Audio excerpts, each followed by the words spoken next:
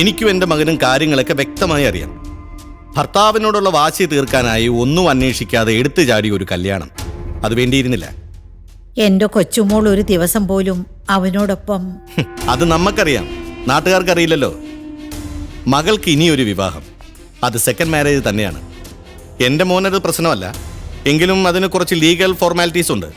നിയമപരമായി ബന്ധം വേർപെടുത്തണം. ഏത് പേപ്പറിലും അശോക് ചക്രവർത്തി സൈൻ ചെയ്തു തരും. അവനെ ഞാൻ സെറ്റിൽ ചെയ്ത് കഴിഞ്ഞു. Very good. എങ്കിൽ കാര്യങ്ങൾ എളുപ്പമാണ്. പക്ഷേ ഞാൻ അന്ന് പറഞ്ഞ കണ്ടീഷനിൽ നിന്നൊരല്പം മാറ്റം. സർവ്വസ്വത്തിലും ഒരു പവർ ഓഫ് അറ്റോർണി അതുമാത്രം നിങ്ങൾ എഴുതി തന്നാൽ മതി. നമുക്കുടനെ മുഹൂർത്തം കുറിച്ചേക്കാം. ഒന്നും വെച്ച് താമസിപ്പിക്കുന്നത് എൻ്റെ രീതിയല്ല. ഇതിലൊന്ന് ഒപ്പിട്ട ഇനി ഈ വിവാഹം വഹിക്കുന്നത് ബുദ്ധിയാണോ? മിസ്റ്റർ രാമചന്ദ്ര മേനോൻ ഒരു ജെന്റിൽമാനാണെന്ന് ഞാൻ വിശ്വസിക്കുന്നു. ഒപ്പിട്ട് കൊടുത്തേക്ക് മോളെ. നമുക്ക് വലുത് നമ്മുടെ മോളുടെ ജീവിതമാണ്.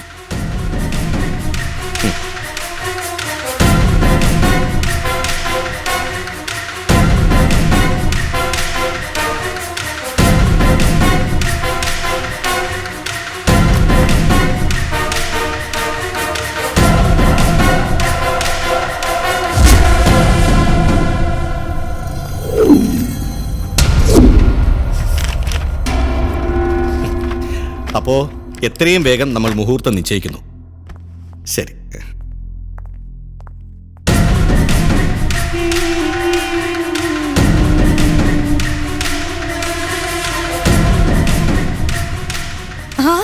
വാ മോളെ. എല്ലാം മനസ്സിലാക്കിയിട്ട് നീ തിരിച്ചു വരുമെന്ന് ഞങ്ങൾക്കറിയാമായിരുന്നു. അയാൾക്ക് എന്താ ഇവിടെ കാര്യം? എല്ലാം വിശദമായി പറയാം. അതിനു മുൻപ് എനിക്കൊരു കാര്യം അറിയണം. എന്താ ഇത്?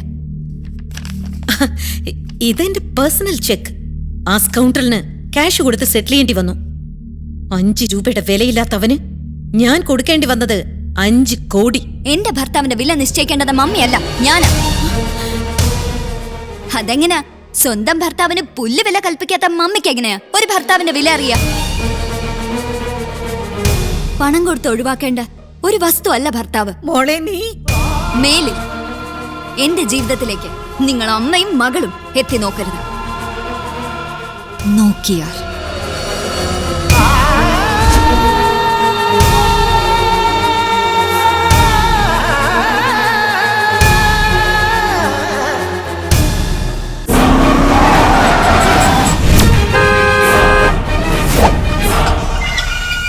സോറി മാഡം, മാഡം വന്നു കഴിഞ്ഞാൽ അകത്തേക്ക് കയറ്റി വിടണ്ടെന്നാ പറഞ്ഞിരിക്കുന്നത്. ആര് പറഞ്ഞു? പുതിയ മുതലാളി. ഏത് മുതലാളി? താൻ ഗേറ്റ് തുറക്കടോ? പറ്റില്ല മാഡം, ഇത് അഡ്വക്കേറ്റ് രാമചന്ദ്രൻ മേനോൻ സാറിന്റെ ഓർഡറാണ്.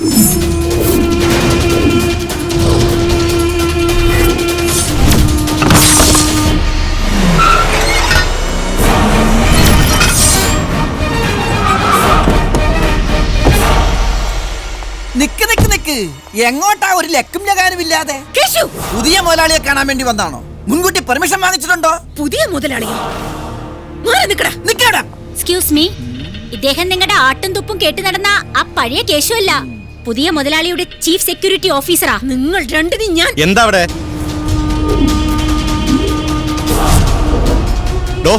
അവരെ ഇങ്ങോട്ട് കടത്തി വിട്ടേക്ക്. യെസ് സർ, കേറി ചെല്ല്. എന്താ എന്താ തന്റെ ഉദ്ദേശം? സോറി, ഒന്നും പറയാനുള്ള സാവകാശം എനിക്ക് കിട്ടിയില്ല. എന്റെ പവർ ഓഫ് അറ്റോർണി ഉപയോഗിച്ച് എല്ലാം സ്വന്തം പേരിലാക്കാനുള്ള തിരക്കിലായിരുന്നു താൻ. അയ്യോ, എന്റെ പേരിലല്ല, എന്റെ ബോസിന്റെ പേരില. ഏത് ബോസ്? ഏത് ബോസ് ആണോ തന്റെ പിന്നിൽ?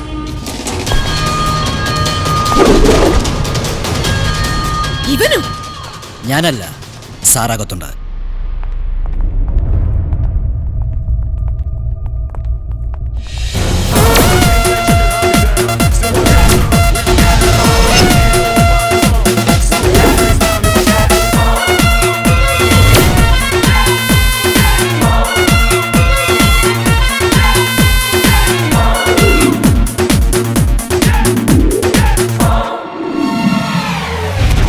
ഞാൻ ചക്രവർത്തി, അശോക ചക്രവർത്തി. ഇപ്പോഴാണ് ചെങ്കോലും കിരീടവും രാജ്യമൊക്കെ കിട്ടിയത്. എന്താണ് ഒരു അമ്പരപ്പ്? നിനക്കിവിടെ എന്താ കാര്യം? നീ ഇപ്പൊ ചിരിച്ചോ? പക്ഷെ ഒരു പൊട്ടിക്കരച്ചിലിന്റെ മുന്നോടിയാണ് ഈ ചിരി. ഇവിടെ കോടതി നിയമമൊക്കെ ഉണ്ട്. പിന്നീട് അഴി എണ്ണുമ്പോ കാല് പിടിക്കാൻ വന്നേക്കരുത്. ഞാൻ നിങ്ങളുടെ കാല് പിടിക്കാനോ? കണ്ണടച്ച് തുറക്കും മുമ്പ് ഒരു സാമ്രാജ്യം മുഴുവൻ നഷ്ടപ്പെട്ട നിങ്ങൾ എന്റെ ഈ കാലുകളാണ് പിടിക്കേണ്ടത് കേട്ടോ? You cheat. ഓഫ് കോഴ്സ് ആയാ. പെട്ടെന്ന് കോടീശ്വരന്മാരാവുന്ന എല്ലാവരുടെയും പിന്നിൽ ഇതുപോലുള്ള ചതികളും കഥകളും ഒക്കെ മറിഞ്ഞിടപ്പുണ്ടാവും അല്ലേ ഗ്രാൻഡ്മ? ഞാൻ ഇതുവരെ എങ്ങനെ പെട്ടെന്ന് ഒരു കോടീശ്വരനാകാമെന്ന നാടകത്തിന്റെ രചനയിലായിരുന്നു. ഇവരൊക്കെ എന്റെ കഥയിലെ നല്ല കഥാപാത്രങ്ങളാണ്, വില്ലന്മാരല്ല. കേട്ടിട്ടില്ലേ? Life is A drama, world is A stage, God is the director and we are all actors. വെറുതെ ഈ IPS ഉണ്ടല്ലോ, ഇവൻ എന്റെ ബാല്യകാല സുഹൃത്ത് മധുറാം. ഇവന്റെ അച്ഛൻ രാമേന്ദ്ര സാർ, അദ്ദേഹത്തിന്റെ കീഴിൽ ഞാൻ ജൂനിയറെ പ്രാക്ടീസ് ചെയ്തിട്ടുണ്ട്. എന്റെ ഗുരുവാ. ഇവൻ രാജലക്ഷ്മിയെ കല്യാണം ആലോചിച്ചു വന്നതും സ്വത്തിന്റെ പേരിൽ പിന്മാറിയതും എന്റെ തിരക്കഥയാണ്. നിങ്ങളുടെ മകളുമായിട്ടുള്ള എന്റെ കല്യാണം നടത്താൻ വേണ്ടി ഈ കഥയിലെ ഫസ്റ്റ് ഹാഫിലാണ് ഞാൻ ഇവരെ ഗസ്റ്റുകളായി കൊണ്ടുവന്നത്. പക്ഷേ ഇന്റർവെല്ലിലെ ട്വിസ്റ്റ് കണ്ടപ്പോഴാണ് സെക്കൻഡ് ഹാഫിലും എനിക്ക് ഇവർ ആവശ്യമാണെന്ന് മനസ്സിലായത്. ഇതോടെ ഈ കഥയിൽ ഇവരുടെ റോള് കഴിഞ്ഞു. Thank you. എന്നാ ഞങ്ങൾ അങ്ങോട്ട്. Thank you sir. It's okay. എനിക്ക് ഇവിടെ ഒരു ഫാമിലി ഗെറ്റ് ടുഗദർ ഉണ്ട്. We will meet. Okay. Thank you. ചേടാ ചക്രവർത്തി, ഇവളൊരു പേപ്പറിൽ ഒപ്പിട്ട് തന്നെന്ന് കരുതി നീ എന്ത് നാടകം കളിച്ചാലും ഒന്നും നിന്റെ പേരിലാവെന്ന് കരുതണ്ട. നിയമത്തിന്റെ മുന്നിൽ അതിന് ഒരു വിലയുണ്ടാവില്ല. എന്തുകൊണ്ടില്ല? രാജാസ് ഗ്രൂപ്പിന്റെ സർവസ്വത്തിനും അധിപനായിരുന്നു രാജവെങ്കടേശ്വര ചെട്ടിയാർ, ഗ്രാൻഡ്മയുടെ ഭർത്താവ്. അദ്ദേഹത്തിന്റെ മരണശേഷം അദ്ദേഹത്തിന്റെ ഏകമകൾ ഈ നിൽക്കുന്ന രാജമല്ലികയാണ് സർവസ്വത്തിന് അവകാശം. അല്ല, ഈ സർവസ്വത്തിന്റെ അവകാശി ഞാൻ മാത്രമാണ്. ഇവളുടെ ഒപ്പിന് ഒരു വിലയും ഇല്ല. അത് ഞാൻ കോടതിയിൽ പ്രൂവ് ചെയ്തോളാം. വക്കീലിന് നിയമം പഠിപ്പിക്കല്ലേ? സ്വത്തിന്റെ സകല അവകാശവും മകൾക്കാണെന്ന് കോടതിയിൽ പുഷ്പം പോലെ ഞാൻ തെളിയിക്കും. നിനക്കതിന് സാധിക്കില്ല. സാധിക്കും, സാധിക്കും, സാധിക്കും. ഇല്ല ഇല്ല ഇല്ല. എന്തുകൊണ്ടില്ല? അവൾ എന്റെ മകളല്ലാത്തത് കൊണ്ട്.